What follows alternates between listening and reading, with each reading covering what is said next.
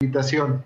Para nosotros también es un gusto, Abimael. Pues cuéntenos, ¿es ilegal tener una cuenta en un paraíso fiscal? Mira, no es ilegal tener una cuenta en un paraíso fiscal. Lo ilegal es no reportar esa cuenta.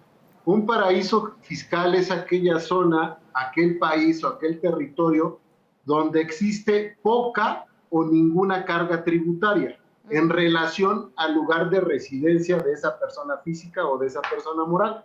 Pero además hay una característica importante, que es que también hay poca o nula información fiscal o financiera en relación a las autoridades extranjeras.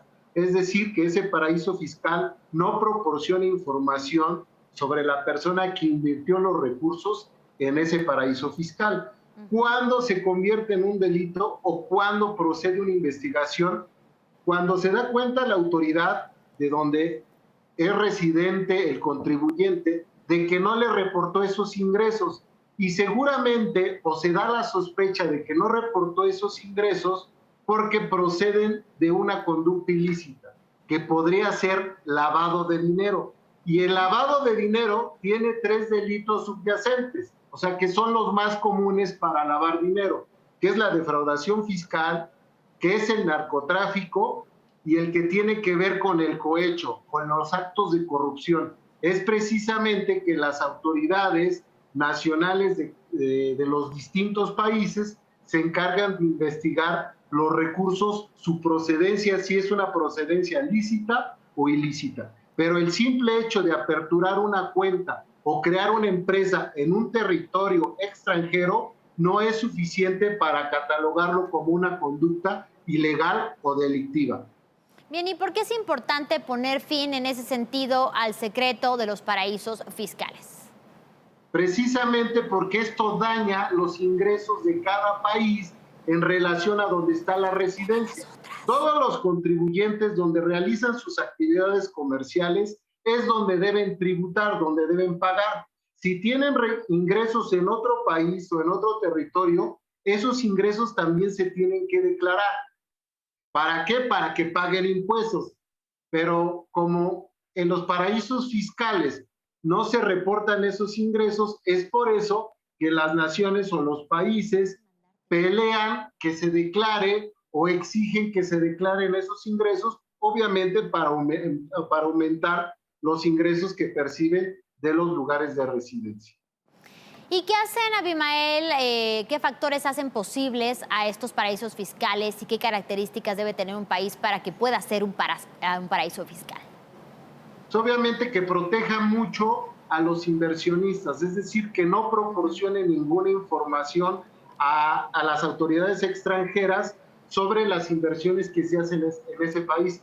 Tú, si bien recordarás, el año pasado salió a la luz pública lo que le llamaron los Pandora Papers, donde se descubrieron que se crearon muchas empresas en el extranjero para ocultar los recursos de empresarios, de actores y de políticos que nunca declararon esos ingresos en el territorio donde residen.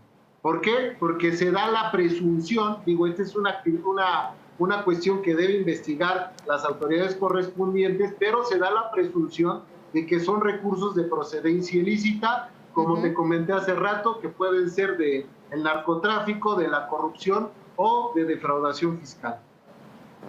¿Y quiénes buscan esconderse en los paraísos fiscales?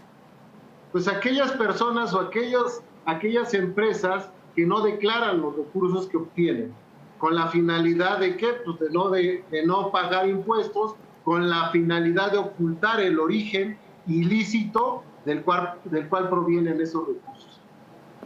Bien, y por otra parte, justamente hace un momento hablábamos del caso del exdirector de Pemex, Emilio Lozoya, y hablando de acusaciones contra servidores públicos, ¿cuáles son las penas en México por esconderse en un paraíso fiscal y si existen? Mira, si estamos en presencia de defraudación fiscal, la pena va de 3 años a 9 años de prisión. Obviamente es un trabajo que tiene que hacer la Fiscalía, tiene que acreditar que efectivamente hay defraudación fiscal, que también se puede dar en conjunto con la defraudación fiscal, que tiene que ver con la corrupción, tiene que ver con delincuencia organizada, y dependiendo del número de delitos que se logren acreditar, las penas pues van aumentando. Pero el lavado de dinero también la pena máxima es de 15 años, todas esas penas se van acumulando y normalmente se pueden alcanzar penas de hasta 35 años de prisión. Bien, Abimael Zavala Martínez, muchísimas gracias por la comunicación, por el análisis y bueno, estaremos al pendiente de cómo se resuelve, por ejemplo, el caso de Emilio Lozoya, precisamente acusado de esconderse en paraísos fiscales. Muchísimas gracias nuevamente, muy buena tarde. Buenas noches, Elena. Y con esto vamos a una pausa, pero le invito a